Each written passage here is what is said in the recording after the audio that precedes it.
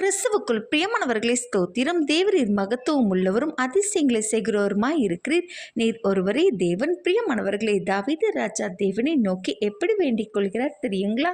தேவனே, என் ஆத்துமாவை காத்தருளும், உமது அடியனை ரட்சியும். ஆண்டவரே, எனக்கு இறங்கும். நாள்தோறும் உம்மை நோக்கி கூப்பிடுகிறேன். அடியனின் ஆத்துமாவை மகிழ்ச்சியாக்கும். உம்மிடத்தில் என் ஆத்துமாவை உயர்த்துகிறேன். ஆண்டவரே, நீர் நல்லவர், என்னை மன்னித்தருளும். உம்மை நோக்கி கூப்பிடுகிற யாவருக்கும் நீர் கிருபை அளிப்பவர். துயரப்படுகிற நாளில் உம்மை நோக்கி கூப்பிடுவேன், நீர் என்னை கேட்டருளும். ஆண்டவரே, தேவருக்குள்ளே உமக்கு நிகரானவர் ஒருவரும் இல்லை, உம்முடைய கிரியைக்கு ஒப்பும் இல்லை.